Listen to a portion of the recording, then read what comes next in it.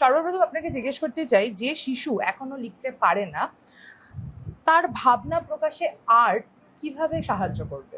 এটা খুবই সিম্পল। শিশু লেখাপড়া বা লিখতে পারে না, শিক্ষার ভিতরে ঢোকেনি, কিন্তু আর্টটাকে যদি আমরা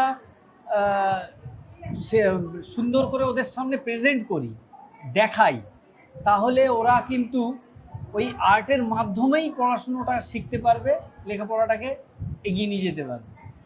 আমি সিম্পলি কিছু ক্লাস নিলাম এখনই, তো সেখানে আমি এ ফর অ্যাপেল কিন্তু এ ফর আমি টুপি করেছি ড্রয়িংয়ে, এবং ওরা সেটা দেখছে। বি ফর বল আমি বি ফর বাটারফ্লাই করছি, বা বি ফর খরগোশ বানাচ্ছি একটা। তো সেক্ষেত্রে ওরা এই জিনিসটার সঙ্গে রিলেট হচ্ছে, এবং ওরা যেটা হচ্ছে এই যে ড্রয়িংগুলো দেখছে, বড় বড় করে ড্রয়িং দেখছে, মজা পাচ্ছে, তার সঙ্গেই ওরা ওই অক্ষরগুলো জ্ঞান তৈরি হচ্ছে। ঠিক এইভাবেই ধাপে ধাপে পড়াশুনোটাও এগোয়, ঢুকতে পারে ওরা আর্টের মাধ্যমে। সেই জন্য আর্টটা খুব গুরুত্বপূর্ণ।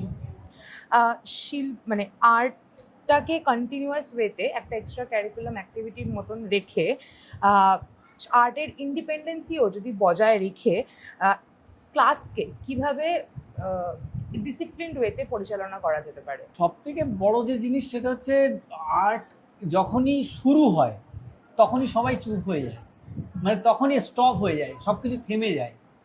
যখনই আর্ট জিনিসটা শুরু হয় সঙ্গে সঙ্গে সবাই যেন স্তব্ধ হয়ে যায়, গিয়ে মানে ভেতরে ঢোকবার চেষ্টা করে এবং দেখবার চেষ্টা করে। এবার এই যে দেখছে বা ঢুকছে, এইখানে আপনার শুরু করতে হবে। কেমন? আমার মেন টার্গেট হচ্ছে পড়াশুনোটা, কিন্তু আমি আর্টের মারফত ঢুকবো, তাহলে আর্টটাকে আমি এত সিরিয়াসলি এত সুন্দর করে কন্ট্রোল করব, এবং মাঝে মাঝে আমি যদি পড়াশুনোটাকে পুশ করি, তাহলেই আমার এগিয়ে গেল, ডিসিপ্লিন ওয়েতেই এগোলো। ওরা অন্যদিকে তাকানোর সুযোগই পেল না।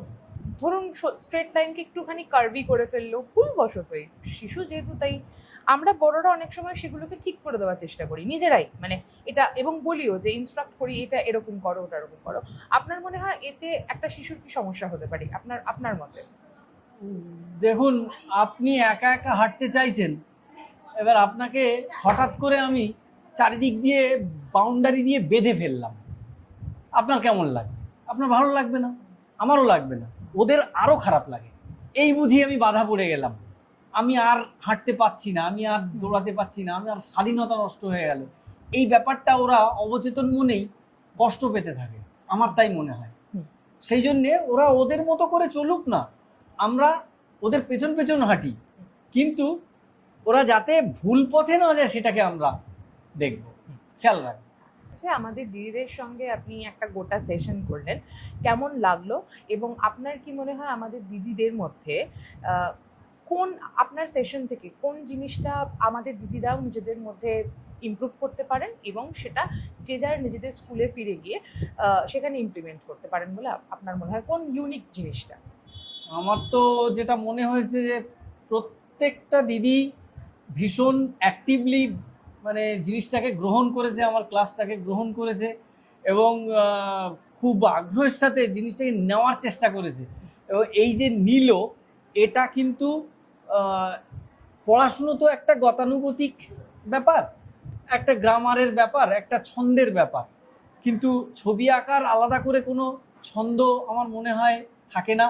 ছবি আঁকাটা মনের ব্যাপার, নিজের মতো করে ইচ্ছা মতো রং দেওয়া, ড্রয়িং করা যায়, এবং সেই জিনিসটাকে কাজে লাগাতে নিশ্চয়ই পারবে এবং কাজে লাগাতে হবে। অপশান কিন্তু এটা, সেই কারণে তারা ওটা করবেই করবে, এটা আমার বিশ্বাস।